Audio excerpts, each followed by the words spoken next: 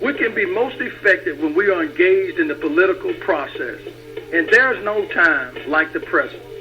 One of our main goals is effective advocacy through active participation from you. Those who stand for nothing will fall for anything. Our efforts to keep you engaged and informed as to the importance of current events happening locally and abroad started 2 years ago. Our number one goal is to make a difference. We need you. Join us at the Smoking Glass Hour with Baron Glass. Catch us at www.thesmokingglasshour.com. You know, people always ask me why I do what I do. It was the teaching of my mother who taught me how to be strong and never waver when it comes to what I believe in as a man. She taught me that if you don't stand for something, you will fall for anything. Here at WMAD Radio, the goal is to stand for something and make a difference in the world while I still have that chance. Thanks to my mother for all she has done for me. Join the WMAD team where we can make a difference in the world today. Good evening, everyone, and welcome to the Smoking Glass Hour with Baron Glass. We are honored to have you as a guest tonight and want to thank each of you for your faithful support. Without further delay, allow me to introduce to you Mr. Baron Glass. Mr. Glass, take it away. Good afternoon. Welcome to the Smoking Glass Hour with Baron Glass on tonight, Monday night. Another edition. We have the opportunity to talk to another individual guest. But before we get off into the actual show itself, one of our co-hosts, Miss Nikki Bedrick, who will be joining us from Las Vegas, Nevada. Today is her birthday, so we want to say happy birthday to Nikki. We're going to also be joined by my good friend from Aurora, Colorado, screened from the center, Mr. Dave Lamont. He's out there.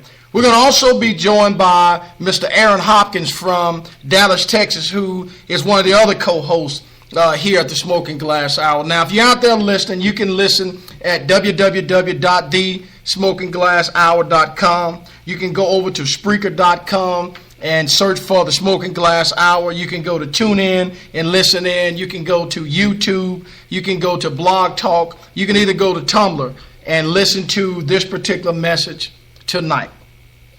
We believe that our number one goal here has always been and will continue to be to make a difference in the lives of each individual person we cross.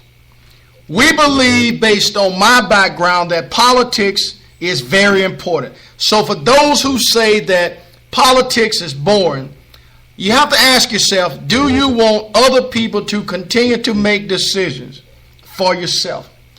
I am elated to be joined once again tonight by Ms. Tawana Cadien, who I had the opportunity to interview, talk with her, and socialize when she ran for United States Congress back a couple of years ago. It's been, yes, just that long.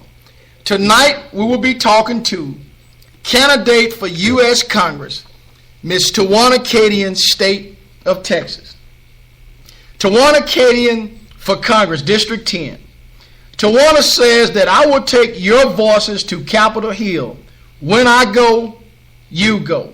A Texas native, Tawana Walter Cadien is uniquely qualified to represent the 10th Congressional District of Texas. Born in Beaumont, she currently resides in Cypress, Texas.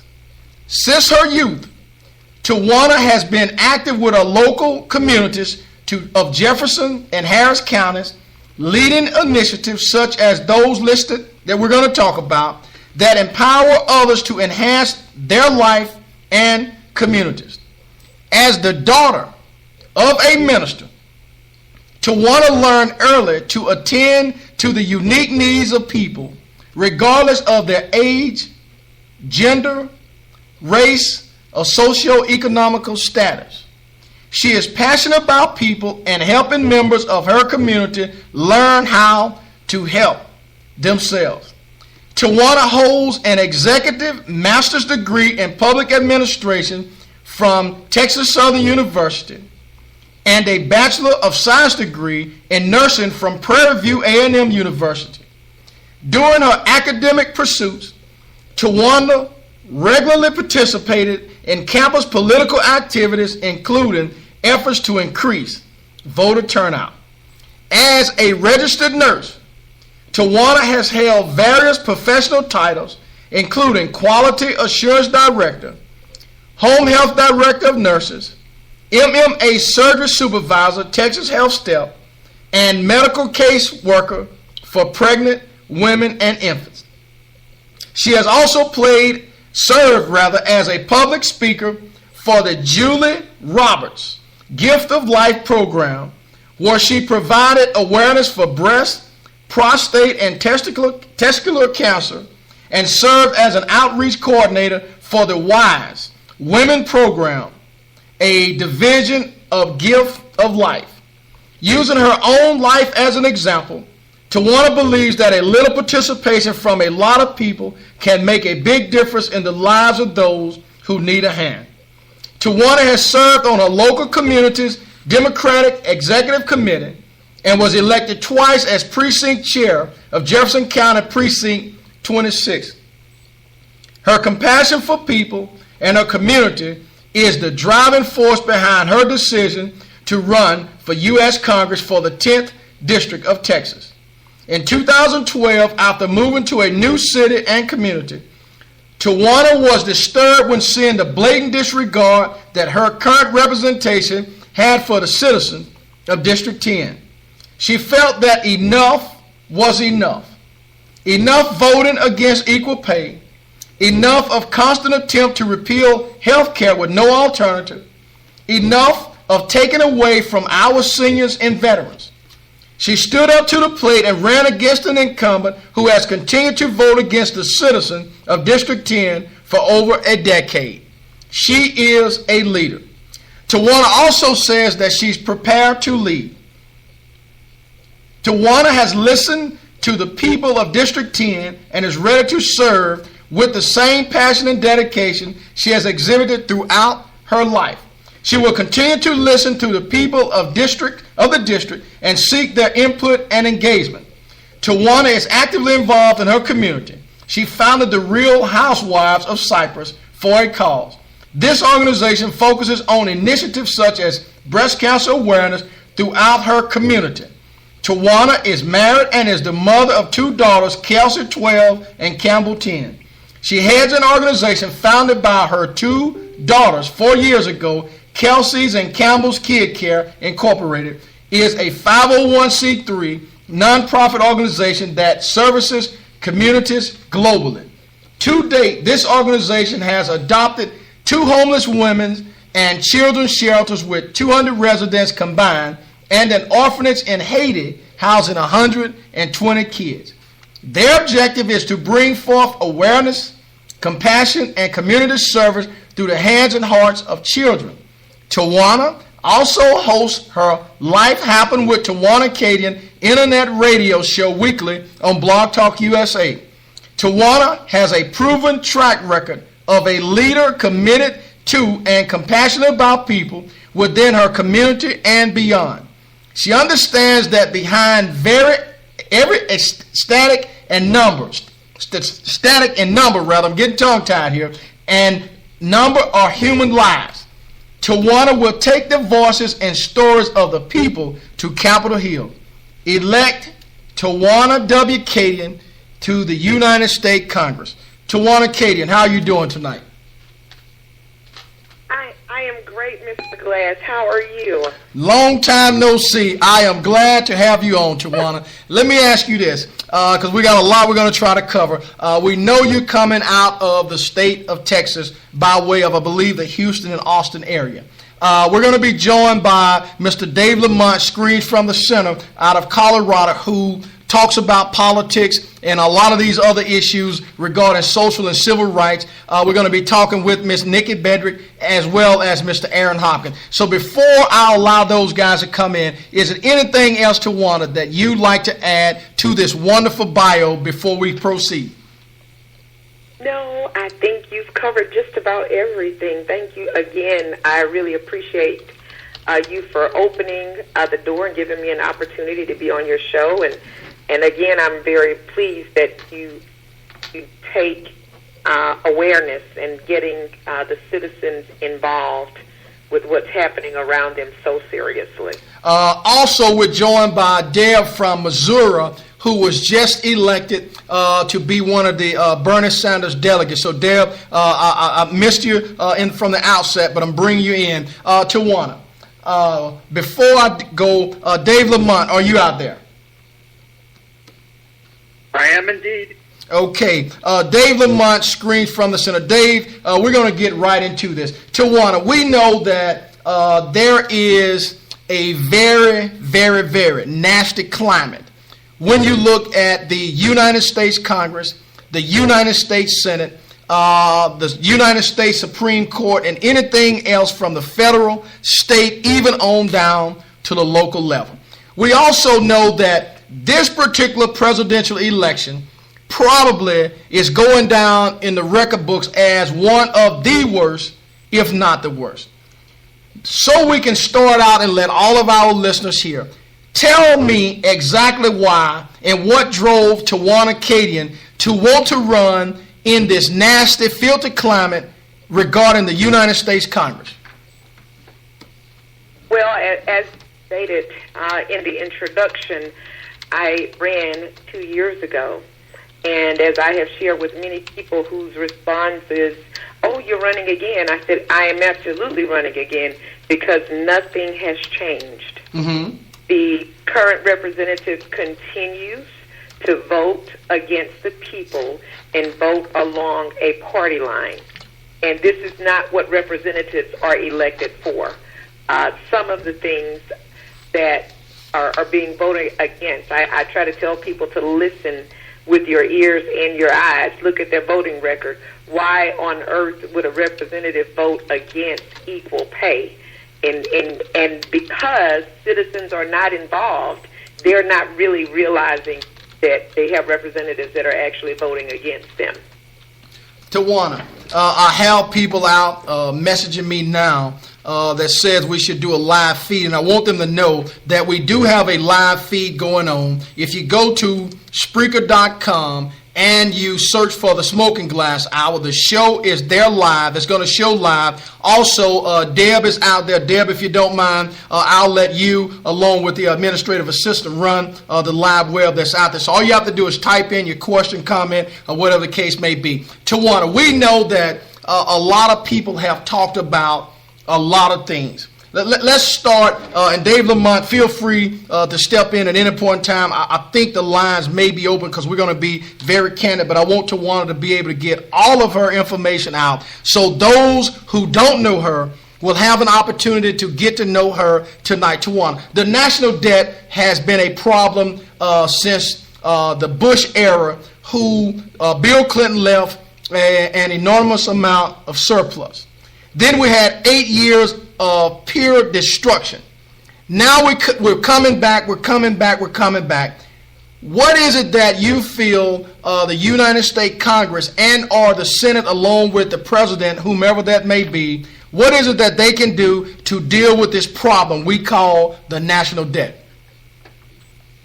Well, I think what is going to be vital, and as you said, we are coming back. We are coming up from where we were 10 years ago, from where we were 9 years ago. We cannot disregard whether or not you are a Democrat or a Republican.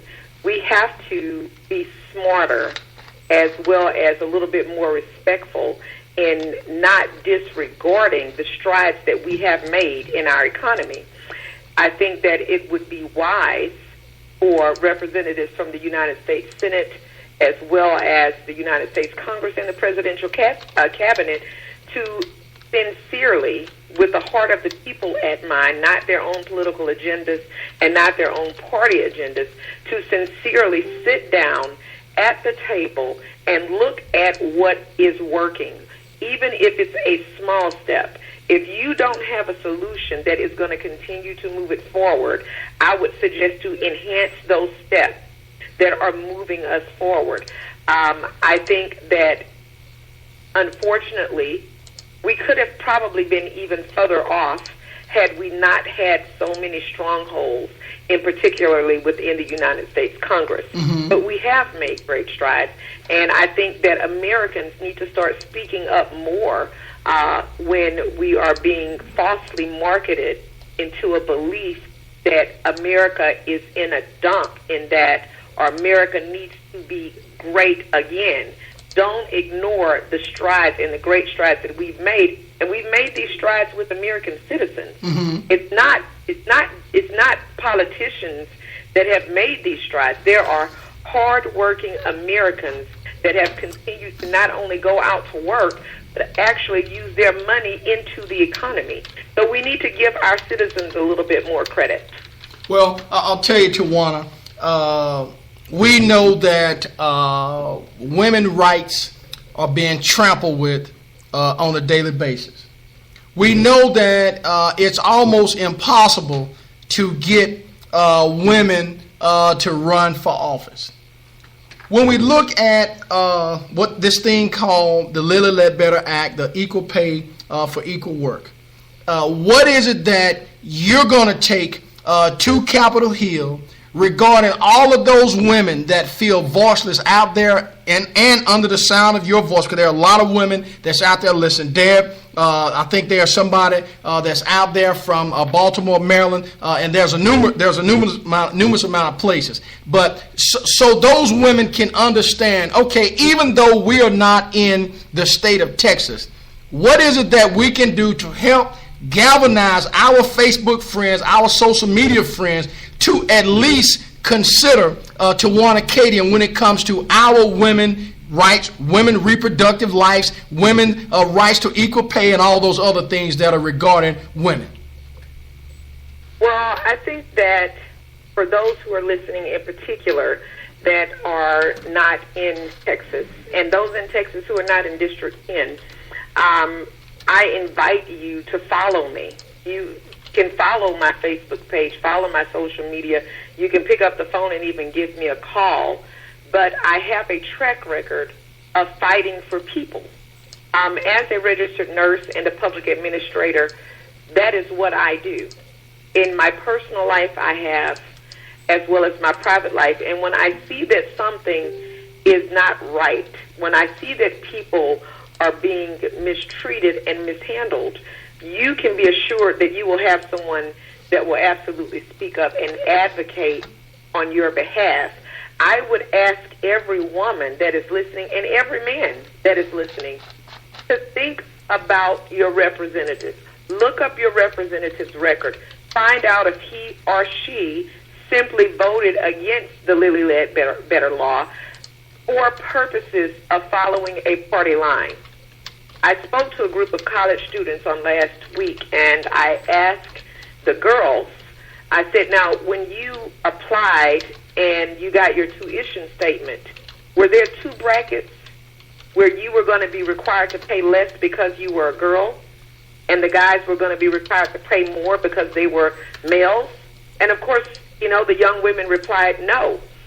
I shared with them, this is why it is imperative that you are involved in the political process, because you have people that feel that it's okay for you to pay the same tuition, work the same hours, and maybe even be more efficient, but you get paid less because you are a female. There's nothing that is right about that. There's absolutely nothing right about it. I encourage every male, think about your daughters, think about your wives, your sisters, your granddaughters, those that are to come. And decide if it's really worth, in the long haul, your granddaughter losing $1 million over her lifetime because someone only looked at her gender. So, Tawana, let's say the President of the United States is not able to get his Supreme Court nominee through the Senate, and it appears that there's going to be some obstruction, and they're going to try to hold that obstruction until the next election. Democrat or Republican? Hopefully Democrat. What type of Supreme Court justice would you be looking for with regards to being appointed to the United States Supreme Court? I think it's almost smart for us to choose a Supreme Court justice that has not only spent their time in the field of law. We need to get more people in the seats that make decisions over people's lives that have actually touched humanity, whether it is in a medical field, whether it is in a social work field. We need people that are unbiased. We need people that are unprejudicial, who will actually be fair. As you see, just the thought that representatives think that it's okay right now, one breath you say the president is not doing his job. In another breath, you're saying, let's not let the president do his job. I think that's quite insulting. It's not only insulting to the president, whose term is still taking place, but it's insulting to the American people. So you think it is okay that we don't have the full capacity of the Supreme Court for the upcoming cases that are now in limbo? I'll tell you, Tawana, you just had an individual from Pennsylvania to go over to your fan page and like that, and they just sent a message indicating that they just went over and liked Tawana Cadien for U.S. Congress page. So we are on the move. We are making a difference because there are people that you otherwise would not have known. Now you're knowing it. You're making a connection. So when we look at all of this stuff about civil rights, look at all of these things about social rights, equal rights, and all of those things that have been fought for back in the 50s, 60s, and 70s. Where is it that you feel the Congress, Senate, President, people can strike a balance to where everybody can understand that compromise is a part of the political process, and absent of compromise, you have destruction? I think that in speaking about civil rights and equal rights and all of this, it's amazing to me that America appears to be at war with herself. The things that we are talking about, even on tonight, the constant battles, the constant friction, this is not between America and another country.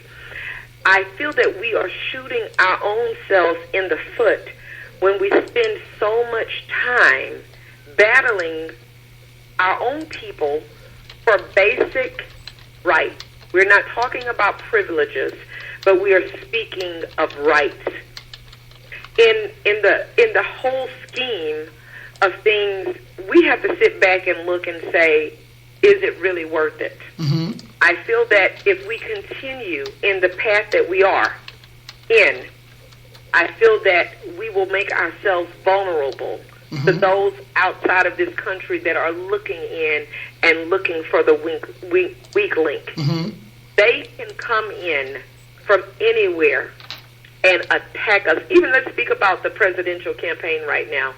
It has gotten ugly. It's gotten nasty. More than anything, it's got very immature. It is very immature and childish. And I think those in other nations are looking at us and simply laughing at us, saying, what has happened to the integrity and the prestige of America? What has happened to the integrity of running for an office and being able to voice what you can do as opposed to slandering your opponent? And we're not talking a basic slander. Yes, we understand that there is competition, but we are talking things far beyond the belt, things that are absolutely embarrassing, and that people, whereas you may have to wonder, I wonder if this is true or not. People stand up because they know millions are looking. They will spew out a complete falsehood and a complete lie at without any regard, without any type of nothing. They know that the fact finders are there, including citizens with their own computers, but mission is accomplished if 3 million people accepted your lie and only 200,000 found it to be false. Okay. Tawana, also, you just had another individual from the state of Colorado to go and like Tawana Cadien of U.S. Congress. So once again, there are individuals that are out there listening to you talk tonight. Okay, we know that. I appreciate it. Anytime, Tawana, as was told when we first met from the very first conversation, my number one goal here is to make a difference. And we believe that when we keep people informed, opposite of mainstream media, which number one goal is to distort the message and divide the people, our message is to unite the people and make the message as clear as possible, so when they go out and vote, they will be voting with a clear conscience and not based on somebody else's thought. Let's look a little bit. Let's look a little bit at. We know this criminal justice system is corrupt. Okay, it has been corrupt for a long time. We know that we have the privatization of prisons.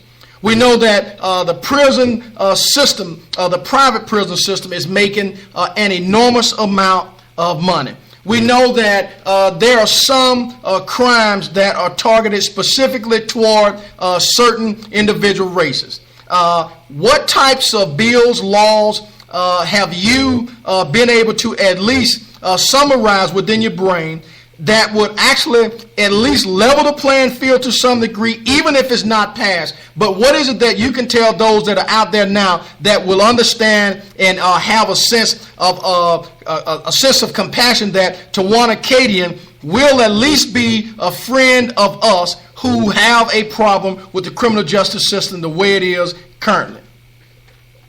Well, thank you for bringing that up. And yes, there is a major issue within the criminal justice system.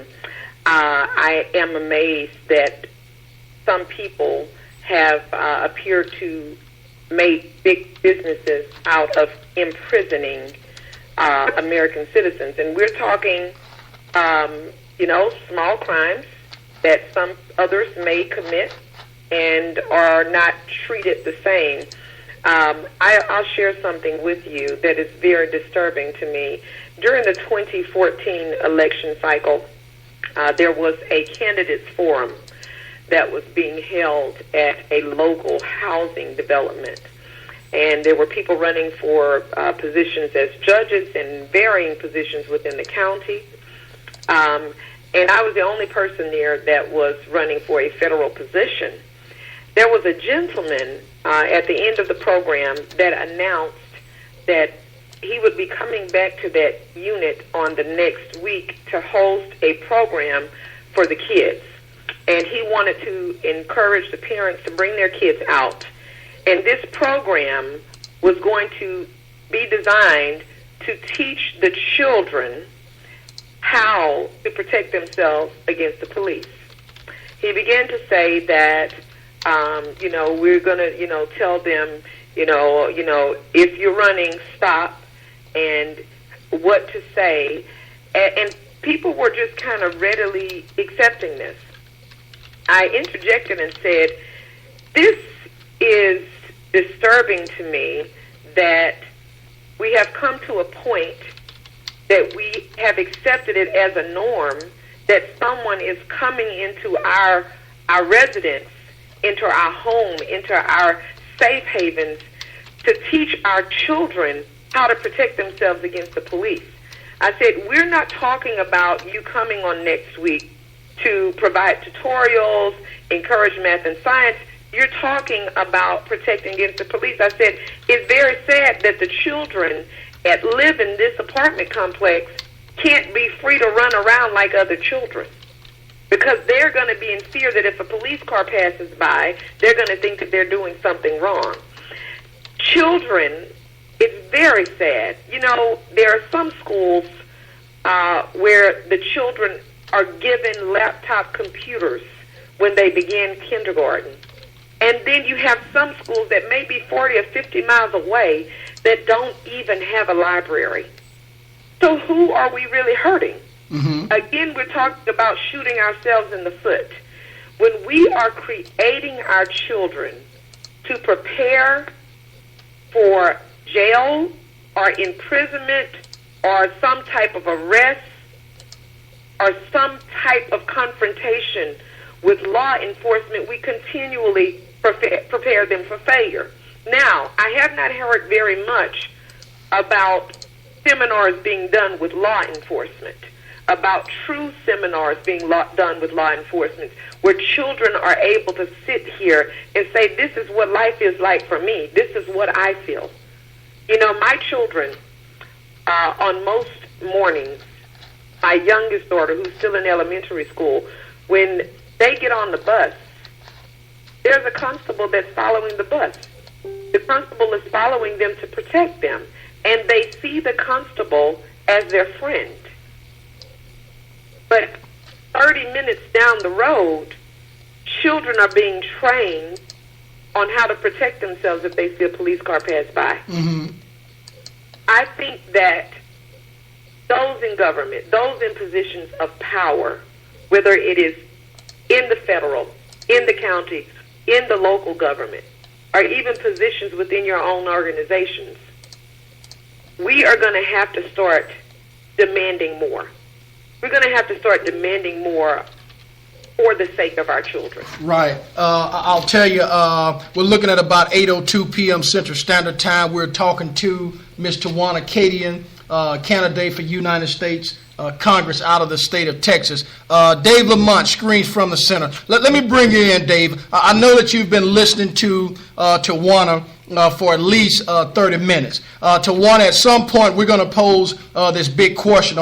It's already the elephant in the room. We know, and I don't want you to answer now, I want you to think about it, and we're going to come back at some point. We know that we have a Democratic election going on now. We have Senator Bernie Sanders, and we have former Secretary of State, former First Lady Hillary Clinton. We know that whether people want to own up to it or not, that the party, as far as the Democrats, are severely split. So at some point, I'm going to allow you to talk about that. But before we do that, I got Aaron Hopkins that's out there who wants to continue to chime in before he comes in. Dave Lamont, how are you doing once again? I'm doing good. How are you tonight? All right, Dave, I'm going to switch it over to you and let you come from Colorado. Whatever questions or concerns you have for Ms. Tawana Cadien, you can do your own intro, but I'll allow you to come in now because, again, we want to make sure that we allow Tawana to talk about issues, talk about things that we've talked about, get her position on some of these positions that we've taken, and kind of make a comparison and contrast, and then we'll go from there. Mr. Dave Lamont, screen from the center. All right. Well, as some people may know, I host the show on Wednesday evenings at 9 p.m. Mountain Time on Blab, usually called Politics with Streams from the Center. I also post those shows, and I do other videos up on YouTube at Streams from the Center, and you can follow me around looking for Streams from the Center or DM Lamont. So it's good to see you, Tawana. Great to meet you. You as well.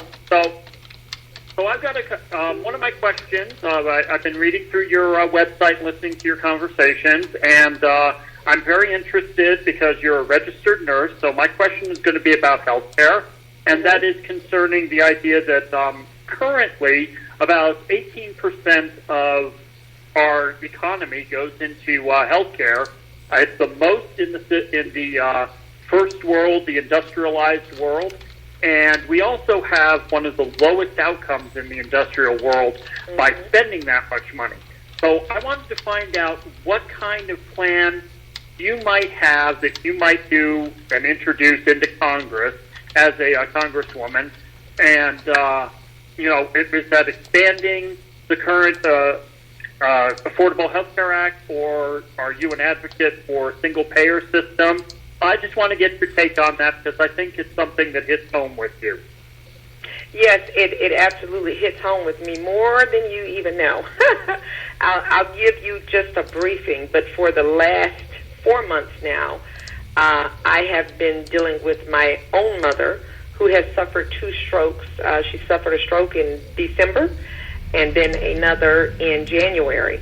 So outside of what I've already known, or even what I thought I knew, being in it full force with her, who is unable to make decisions for herself right now, you learn a lot. Healthcare, Dave, is why I originally got into running for U.S. Congress. As I said earlier, I have a representative who was representing me.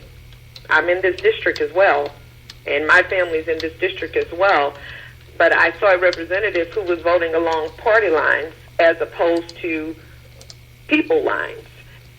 I feel at the time John Boehner was the Speaker of the House. John Boehner did not have an issue with health care in Ohio as Texas had an issue with uninsured citizens. We led the nation as far as uninsured citizens were concerned. I remember saying, if no other delegation stands together, yes, you may have a D by your name and you may have an R by your name, but if no other delegation stands together before that microphone, I expected that every representative from the state of Texas would join together and say, Mr. Boehner, you don't have a problem in Ohio as we do in Texas. We have got to put something forth in order for our citizens to have adequate health care coverage. One of the things, a few of the things that I do propose, and one of the things that I do like about the Affordable Care Act is that it provides for free preventative screenings for everyone, regardless of their income. Preventative screenings, for everyone that is listening, those are the screenings that you get to determine whether or not there is a disease process working in your body at an early stage. One of our mottos in nursing school was, it is easier to prevent than to cure. We all know, you think about it, think about what your house would possibly smell like if you left a bag of shrimp shells in your sink and you went out of town overnight, as opposed to you have taken a 3-week vacation and you left that same bag of shrimp shells in your sink.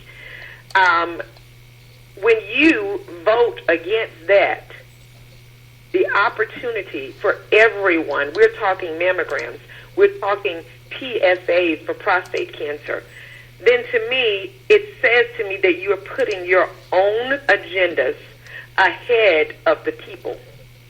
I, at that time, was speaking to countless organizations and groups, having people in the audience say to me, I was diagnosed at a stage 3, or my loved one died. They didn't find out until they were at stage 4. They couldn't take the pain anymore, went to the hospital, although they'd seen signs and symptoms, but they didn't have insurance, so they didn't go to the doctor.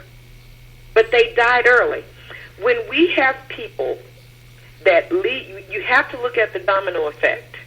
When people are diagnosed later, they begin to miss work. Their family also begins to suffer. The family members that are there supportive, unexpected financial responsibilities. I don't know how many people listening, and that's even in Houston, Texas, parking in the medical center. How many people can really afford to do that on a daily basis?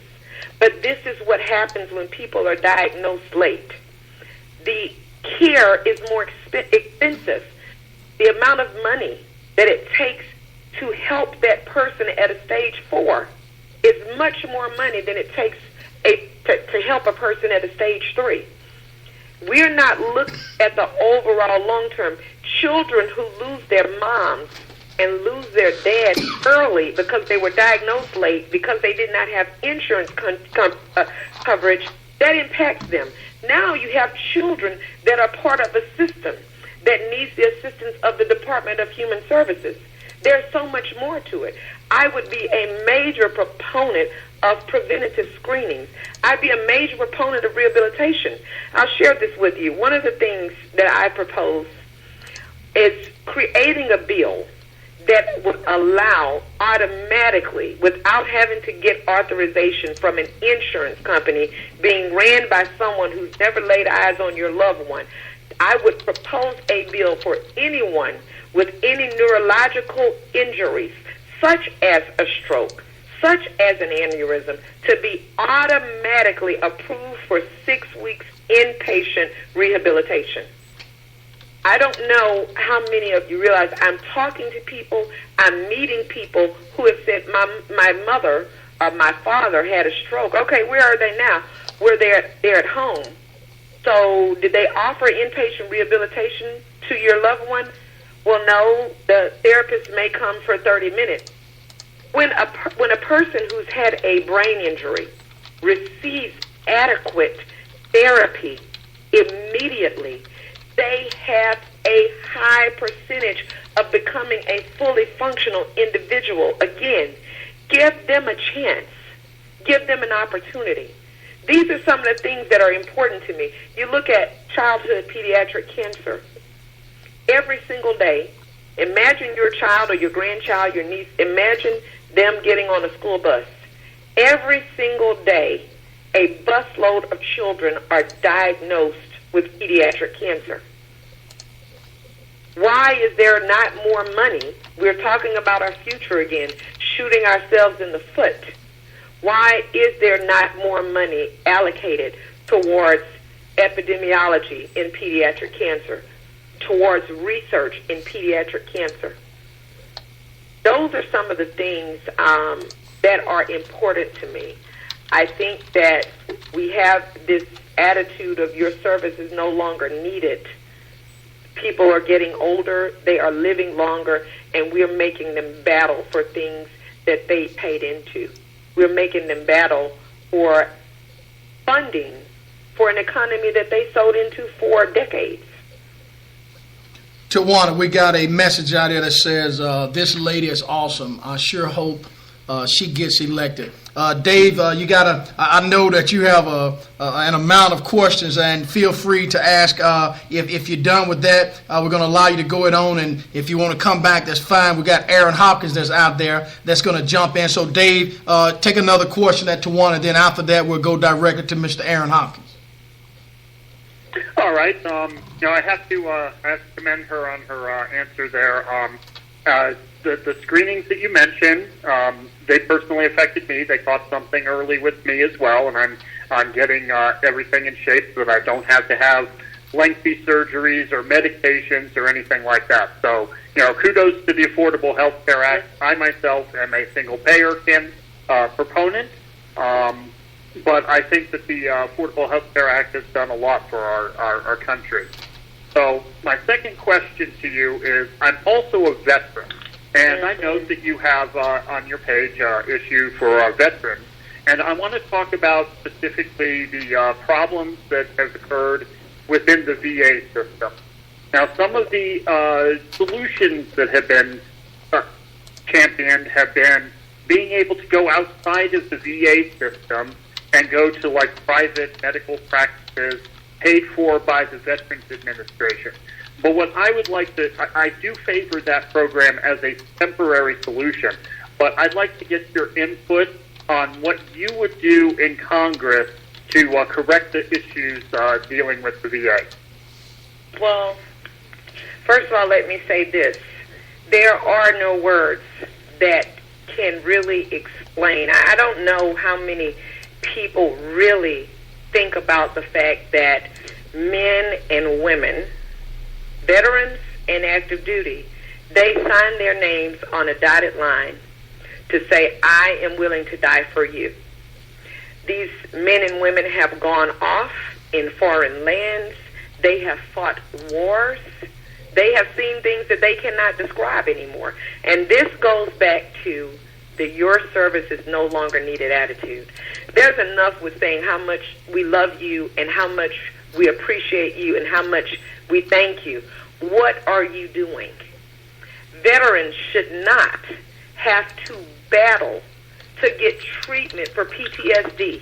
They should not have to battle for those things that were promised to them. You can't promise people the sun and the moon and they deliver and they come back and are not able to depend on us.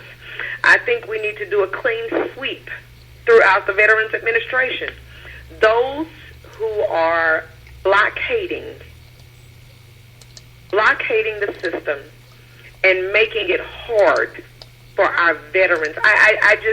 I'm very disappointed in some of the things and some of the stories that I have heard.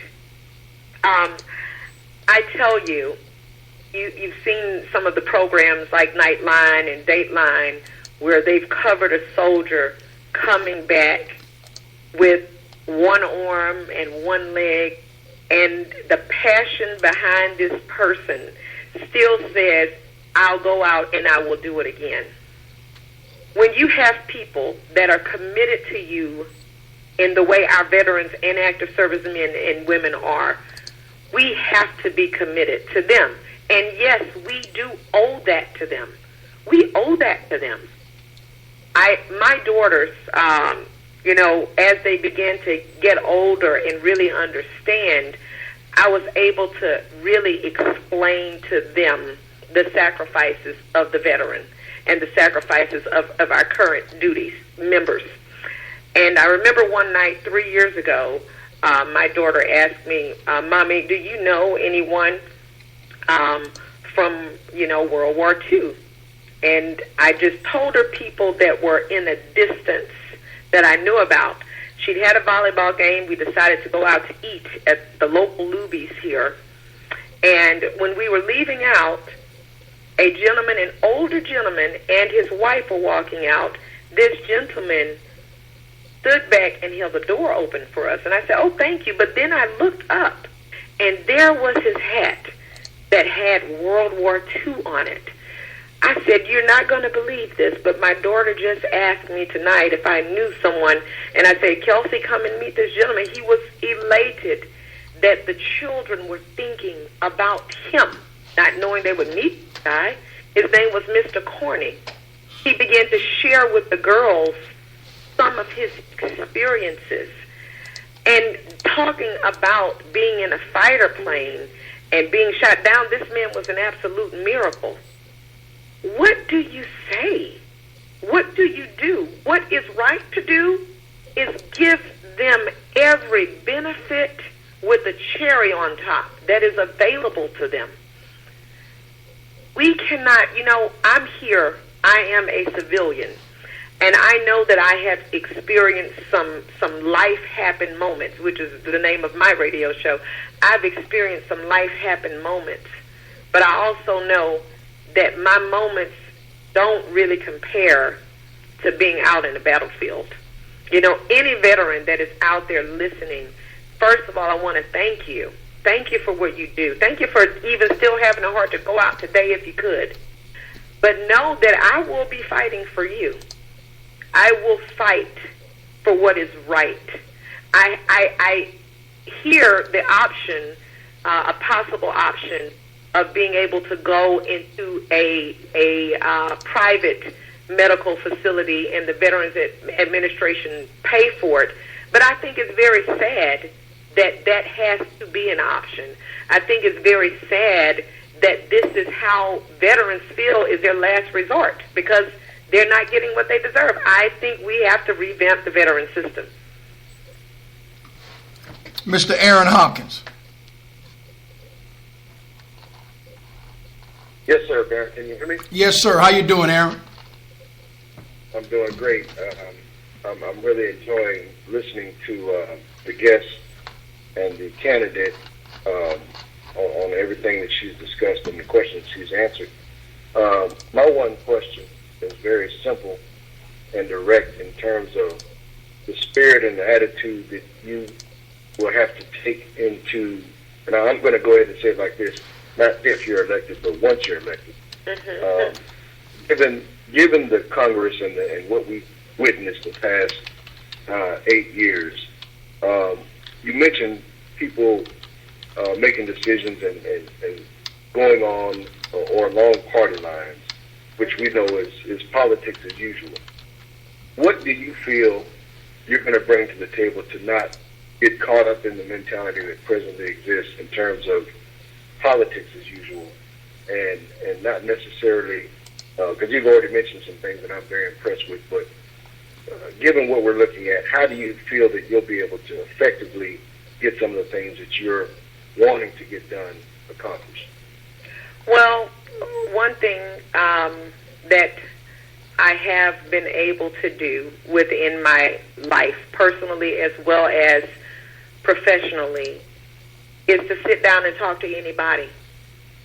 Unfortunately, many people automatically put up a wall because someone is not on the same team as them, does not have the same team name, although we are all supposed to be on the same team. I will not be afraid to talk to those on the opposing party about my concerns in trying to convince and persuade, as well as to listen to their sides. And I also will not be afraid to speak to those on my own party line to say, this is not right, or this will work better if we come together collaboratively.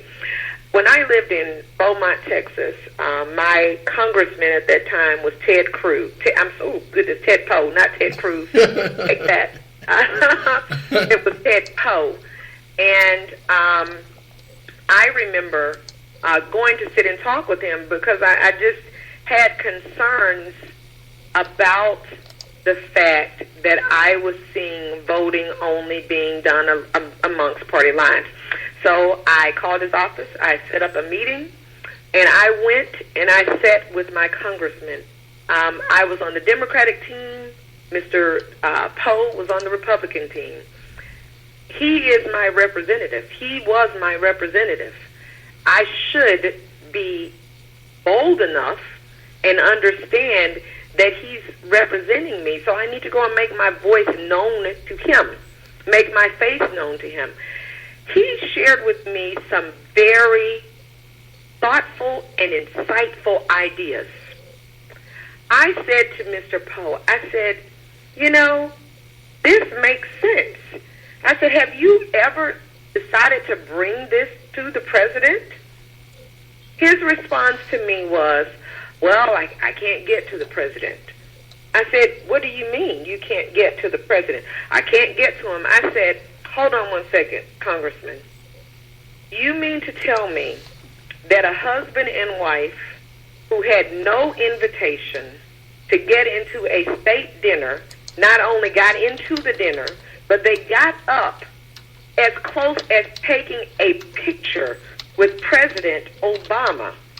They had no invitation, and they were able to get to the president.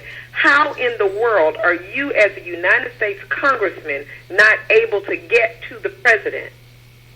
And he started laughing because, you know, it just didn't add up to me.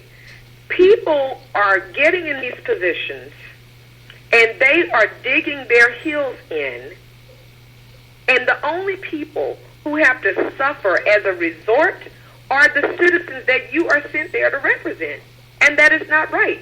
I will not be afraid to cross that aisle, which should not even be, if we're all supposed to be looking out for the American people. I'll tell you, Tawana, you are doing a wonderful job. I'm going to allow Deb to come in from the state of Missouri. Deb, are you out there? I'm here, Barry. How you doing tonight, Deb? I'm doing great. I hope everybody else is doing as well. Yeah, I know you've been listening, so go ahead on. We're talking to Ms. Tawana Cadien, candidate for United States Congress out of the state of Texas by way of the Houston-Austin area. Go ahead with your questions, Deb. Well, first of all, I want to thank you for taking your time to join us tonight, because I'm really enjoying this conversation. You've brought up so many important things, important subjects so far, but I do have a couple of questions. You were talking about health care earlier, and I think Obamacare is like one of the greatest things that's happened in this country in the last 20 years. Mm-hmm. It has done so much for so many people, and it has left some in a hole but it's taking care of so many more. And, I believe that we need to take it one step farther. But one issue that I find that I see a lot is even if people have this health care where they can get this preventative care, their workplaces don't let them off to be able to utilize it. They're not able to take off work, either for fear of losing their job or, basically for fear of losing their job. I know at one time I had gotten pneumonia, and I wound up having it for 3 months because I couldn't get away from work to get it taken care of, and it wound up 2 weeks out instead. So I think that it's important for people to look at those issues too, employers, and I don't know if that's... I agree. I absolutely agree. There should be provisions. Again, we're talking about it's easier than to cure, correct? Let's just say you did have pneumonia. Your job is so very important that they could not let you off to take care of yourself. What if the worst could have happened? Then what happens to your position? They are scrapping, trying to find someone else, trying to train someone else, when all they needed to do originally was be decent, be humane, and allow someone with something like pneumonia. My goodness, I don't even see how you did it. I don't see how you went to work for 3 months like that. But all they had to do was what was right, what was humane, and let you take off to care for yourself. And when things like that happen, it is a reflection of just how much people value you. What we are talking about tonight is going to take efforts of citizens to start speaking up, to start demanding that your representatives put bills in place that would not allow employers to do these type of things. And yes, we do know that there are employers that have been burned by employees that are not being truthful. Allow for them to be able to provide proof that they were at a facility without breaking any HIPAA guidelines, but by all means, allow your workers to be healthy. I've said this along the campaign trail. Sick people make up a sick America. If America continues to be sick, we are definitely putting ourselves in a position to be dependent upon other countries to come in and run our country. You weaken yourself. And how can you not care enough about your citizens to put anything in place to make sure they're healthy? In the case of my representative, who's been in office for over 10 years now, let's say this. George Bush was in office for 8 years. President George Bush. President Barack Obama is completing his second term of being president. My representative has been in office longer than President Bush. He's in office longer than President Obama. So if you think that health care is such a problem, why have you not, in almost 12 years, put forth a bill? I need American citizens to start thinking about this. If your representative is continually voting against health care, especially if they have been in this position for over a decade, it's time to start asking, why have you not proposed a health care bill? You've been in longer than the president. Well, I'll tell you. I think we need those.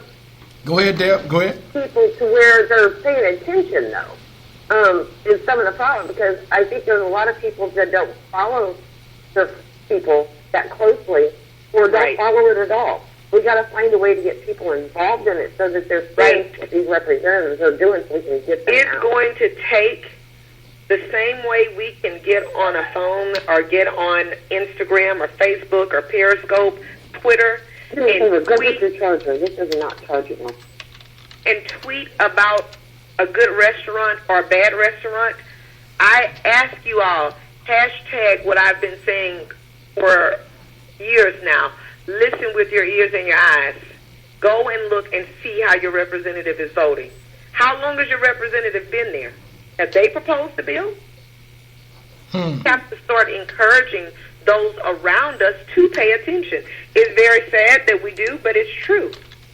And those sitting in positions and not doing what they should on behalf of the citizens they've been sent to represent, I'll tell you, they are depending upon the citizens to continue to not pay attention. Tawana, I got a message out there that says this sister is qualified and deserving of the voters in her district to represent them in Congress. We're going to open up the lines now. I know that there are many callers that are out there. So if you have a question or a comment that you'd like to talk about at this point to Miss Tawana Cadien or just in general, you may do so at this time. I'll pause. Any callers? I'm going to go on and bring Nikki in. Nikki, how are you doing tonight? Happy birthday. Thank you, Baron. I'm doing fine. Thank you. Okay.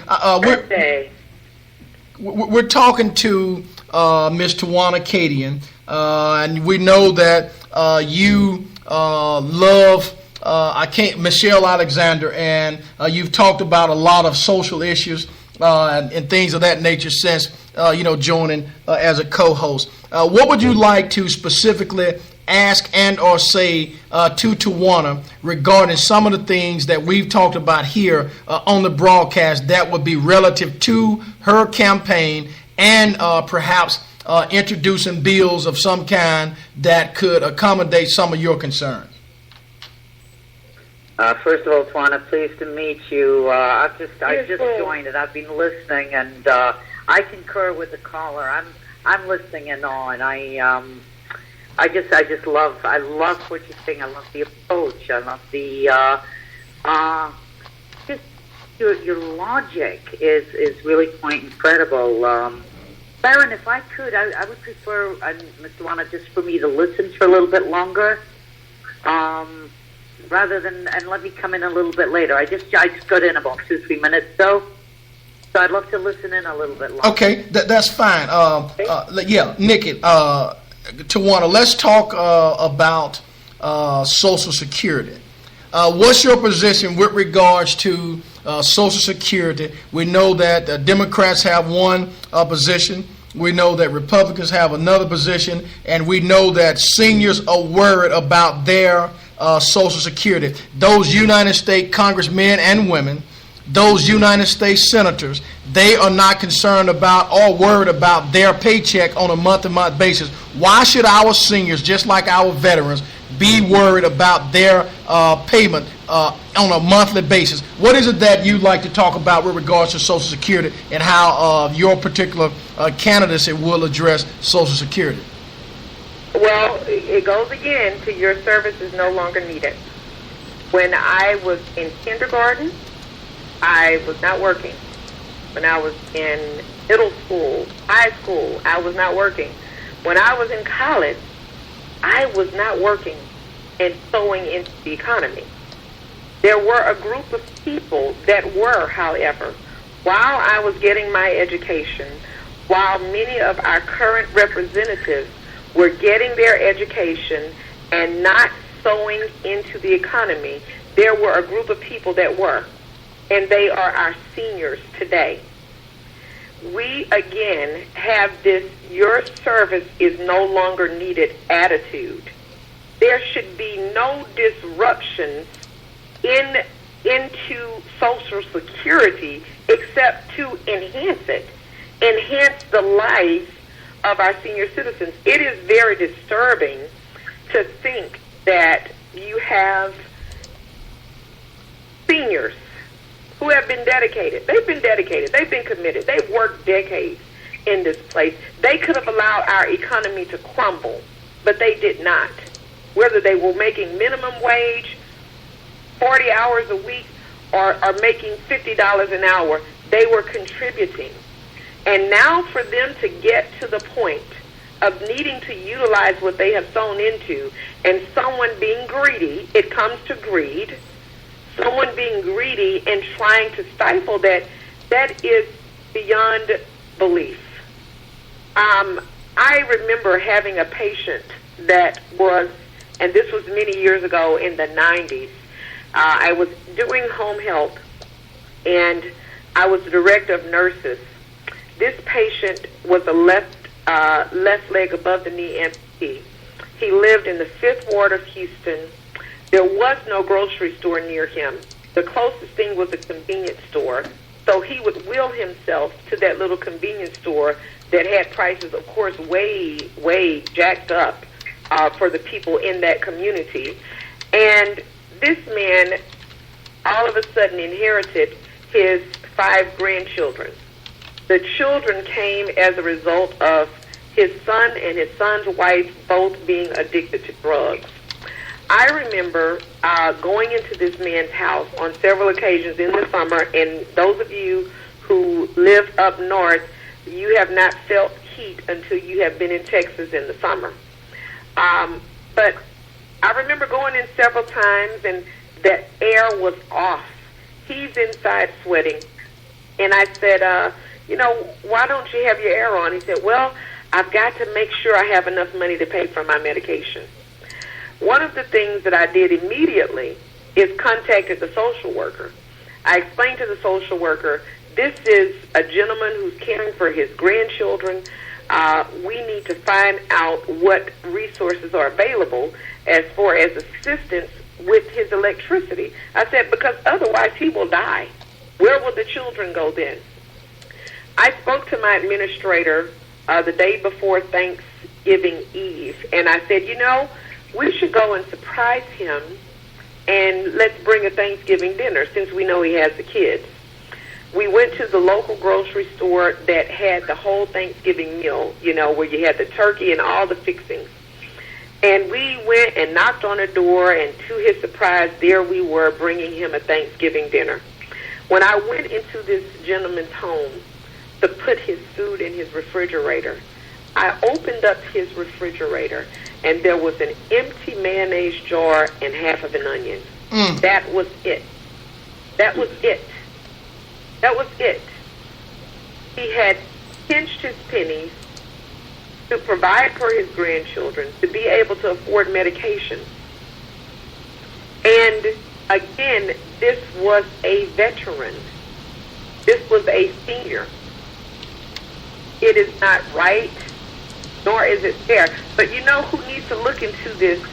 If our seniors are going on Capitol Hill to express their concerns and their fears, I think there's another group of people that needs to be on Capitol Hill as well. And those people are those who are in their 30s and are in their 40s. Need to look and talk to the representatives and say, if this is what you're doing to them, what makes you think this is not what you're going to do to me? Well, we know, Tawana, that you can't get to where you want to go, nor can anybody else, unless people actually get involved. We're looking at about 20 more minutes left in the broadcast, 8:40 p.m. Central Standard Time. Aaron Hopkins, I know that you're still out there. I want to make sure that you've asked all your questions, because I know that you are in the state of Texas. So I'm going to give you an opportunity to come in, Aaron. Thank you, Baron. I don't have any more questions. I do have just a statement, and more so than anything, just encouragement. One of the things that I realize, and I'm sure everybody that's listening realizes, is that when you inject yourself into politics, there's nothing that says that your intentions are not good and they're not, valid. And I know that the difference that we're going to be facing in this next election is there will not be a President Barack Obama in office. So, with that being said, I'm not trying to cast negative light at all on the situation, but the reality is that we're coming up on a tremendous change, or whether it's going to be a positive change or a negative change. And I think what she stated so eloquently earlier is that there is the presence, oftentimes, of people being fearful to face what they're going to face. And I like what she stated, that she's fearless in that manner, because there are things that are very important that are going to have to be faced head on. And there's no other way to look at it. There's no other way to address it other than head on. So I appreciate her honesty, her character in answering the questions and making the statements that she's made. And again, I just commend her for that, and hopefully that she will be able to represent her district in the upcoming months, because I feel like she deserves it, and I feel like she deserves to represent. Hey, Aaron, before you just sign off, I know you're not, but I want to bring back something that happened Thursday night. But before I do that, there's a comment.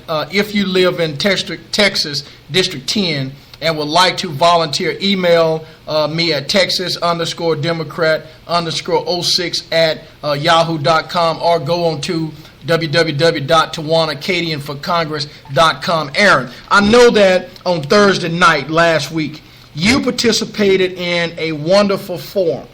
Is it anything out of that forum that you would like to talk about, or direct specifically to Tawana, because it was a very interesting, intriguing, forum that basically talks about the criminal justice system, which we talked about that from the outset. We know that it is rigged. We know that it is very, unfair, and we know that there are a lot of injustices that come out of it. So, anything that you'd like to kind of expound on that while we, have a little time left?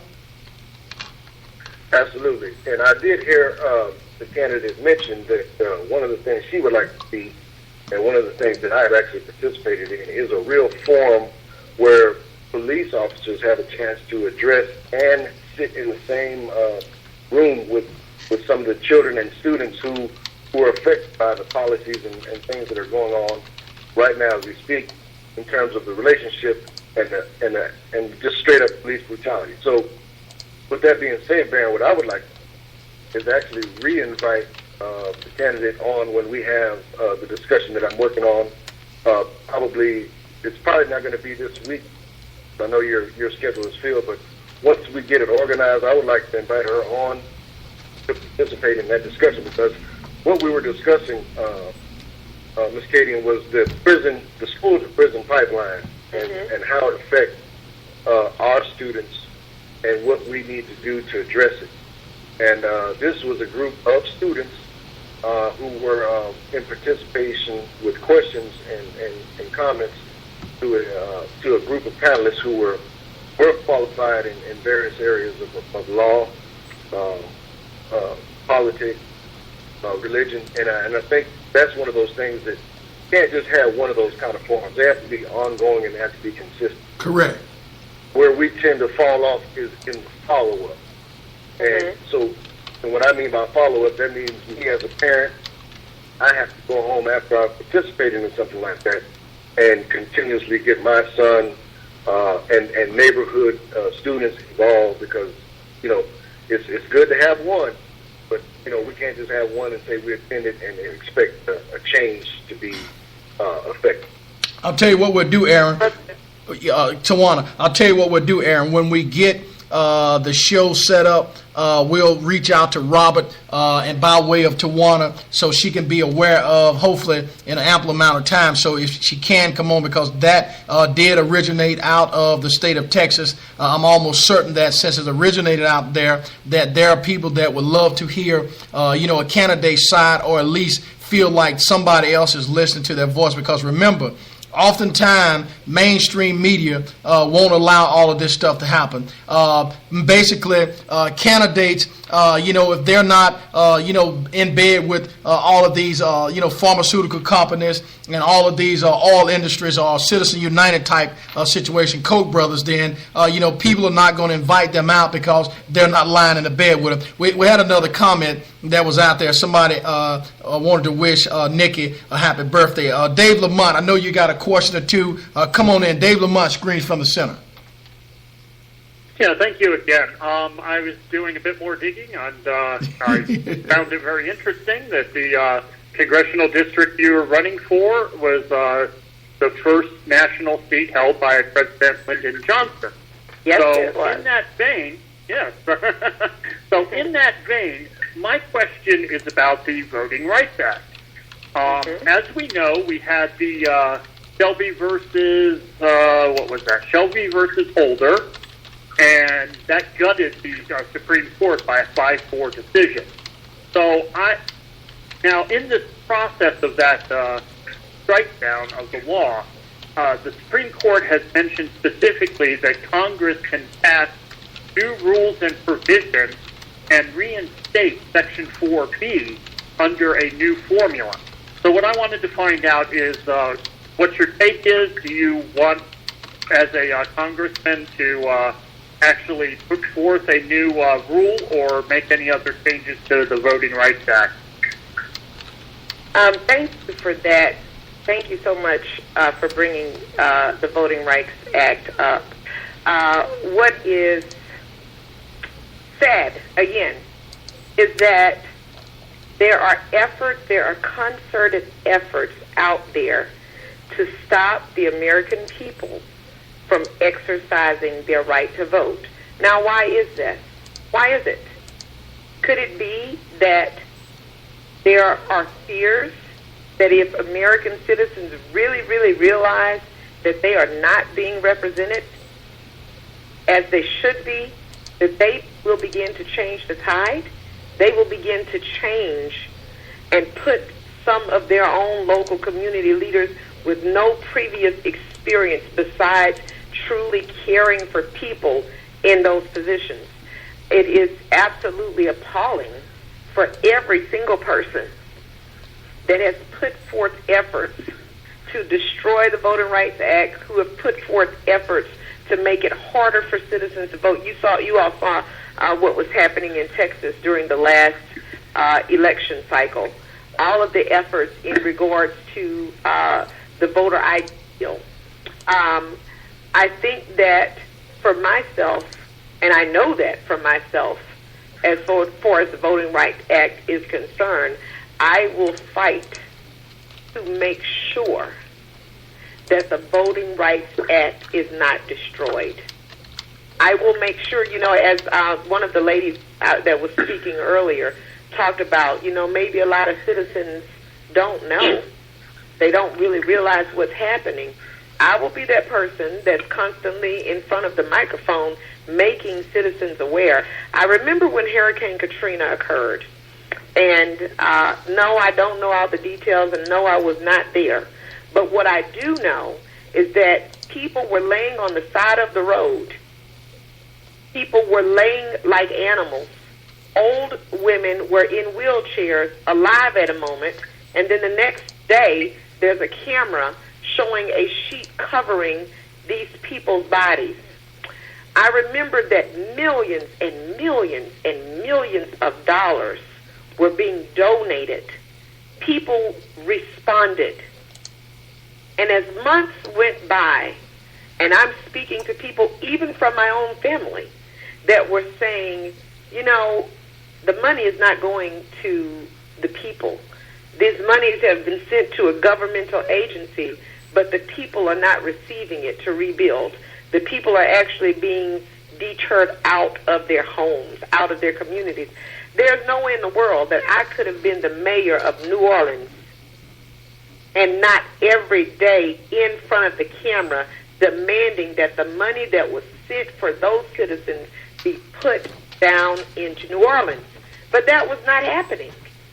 Yes, as I can't remember your name right now, someone mentioned, was it you, Baron, that mentioned lying in the bed with some of these companies? Correct. Who gets to you? Who gets to you to make you not stand up for the rights of the people? Mm-hmm. Let me share something with you briefly about Hurricane Katrina. When you are not involved, when you see a need and you have the ability to address a need and you don't, you do hurt yourself in the long run because you never know when your day is coming. I remember going to my aunt's house and seeing the meteorologist talk about this possible hurricane coming. I could see from this TV screen. I said, that's going to be massive. They need to get people out of there. I remember saying that so clearly. Then we all know what happened with Hurricane Katrina. I had 15 family members that were in a shelter in Rayville, Louisiana. That's just one segment of my family. I found out they were in a shelter. I reached out to family members all across the country because they were calling me to say, have you heard from this one? Have you heard from that one? The reason they were calling is because I just coordinated our family reunion in Alexandria, Louisiana the month before. So everyone is calling me to see if I have found my loved ones.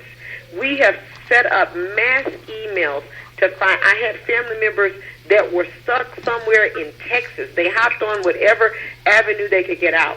Needless to say, there were 4 apartments left in Beaumont, Texas. I filled those apartments. I had a friend of mine. She went to the shelter in Rayville, Louisiana, helped my family members fill out those applications. She then took them to a FedEx and faxed them to me.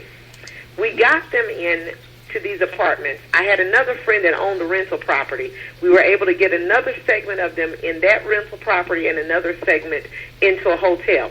Now, because I was involved with what was happening with my family, you all remember what happened the very next month. Hurricane Rita hit Beaumont, Texas, where I lived. Because I had been involved with my family, I knew what to do. I knew to tell everybody, if they start to speak about a hurricane, go on ahead of time and reserve you a hotel room, just in case it hits. Leave before the evacuation order is called. If you wait until the evacuation order is called, then you will only be allowed to take the evacuation route. As soon as the president does his flyover, call then to obtain your FEMA number. All of these things I knew because I was involved. And because I was involved, I understand people. Before I'd only seen on the news these people lined up in Florida trying to escape a storm. You look and you feel sorry for them. But until it really happens to you, you really don't understand all of the intricacies that go into having to be evacuated, to not knowing if you will have a home to go to. Tawana, I'll tell you, let me just kind of go through a couple of comments. The Electoral College was set up to transport votes by horseback. Now it is used to suppress voting. Isn't it time to do away with the Electoral College? Some are talking about overturn Citizen United and all the voter ID laws. We can go on and on and on. Tawana, we got about 5 or 6 minutes left. I was hoping that Nikki would be able to ask one question, but I don't think we're going to be able to do. Tawana, you know, I've told you the last time, I'll tell you again, there's always a place for your voice, not just your voice, but anybody else that's out there who feel like they have a message that they would like to be heard on. Aaron in the background is actually working on one of these major panels to come on the night we talk about the school to prison pipeline. Tawana, what I'm going to do is give you the opportunity to give any closing comments or statements that you would like to make before we end the broadcast.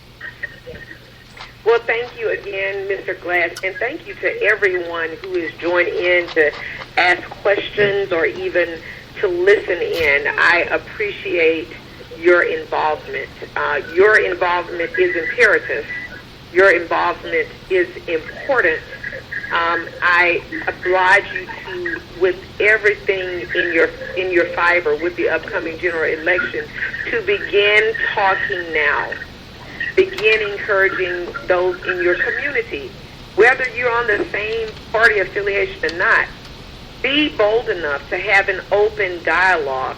Encourage those in your community to begin to look at who's representing them. Look at their voting record. It is public knowledge, everyone. You can go online and see how they voted. Are you seeing a trend that this person is only voting along party lines all of the time? That should bring forth concern. Make sure you write your representatives, or if you have an opportunity to sit down and talk with them, go and talk with them. Just because someone is even on your party affiliation, it doesn't mean necessarily that they think like you. It doesn't really mean necessarily that they have a true heart to represent people. This country has so many opportunities. But one of the key things we cannot forget those who have paved the way for us. We cannot forget our seniors. We cannot forget our veterans. When we say that we appreciate them, we must show it. We must show it in our actions. It will not hurt us to enhance their lives as opposed to enhancing worry and stress and strain. That other group are our children. They are our future. Really, they are. They will run this country one day. Let's make a decision now. What are they seeing? How are they seeing us even in our own houses? Are your children seeing you care for others? Are your children seeing you showing compassion? Are your children seeing you constantly taking and never giving? You are the mirror that they reflect upon. And we must do better. If we are going to be a United States, we must be that in action and not just in word. I ask all of you to continue to support this campaign. If you can go online, look more at what I'm all about. My contact information is there. If you can make a contribution. Someone mentioned earlier, yes, it is very tough running a race, and you commend people who are running it for the right reason. In order for us to win, we need to be able to get our voices out. We need to be able to have commercials. We need to be able to have signs. Every sign that you all see, it costs money. But I have been willing to stand up to the plate because it is necessary, it is needed, and I have a heart for the American people. I will take their voices to Capitol Hill and be a true advocate. Well, we have heard from Tawana, Cadien for Congress, District 10 in the state of Texas by way of Austin, Houston, that area. Tawana, thanks for coming on. Best of wishes to you.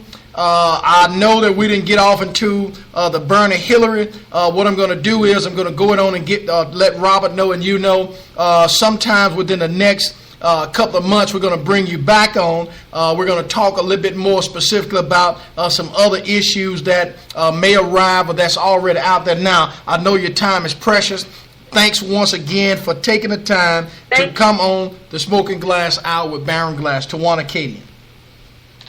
Thank you. Okay, and best of wishes to your family as you run through this election, because when you run for office, you have to give up some things, and sometimes that's time at home, time with kids, time with a spouse, or whatever the case may be. Aaron is out there saying also good luck, everybody. Dave, Lamont screened from the center. Deb out there from the state of Missouri, Aaron Hopkins, Nikki, there's some others that are out there. The lines are lit up. Again, we try to give everybody the opportunity to use their tongue and their voice rather than the ears. Thanks for listening to the Smoking Glass Hour with Baron Glass on tonight. Candidate for United States Congress, Ms. Tawana Cadien for Congress District 10 out of the state of Texas. Thanks to everybody and good night. Good night. Good night. Thank you. Good night.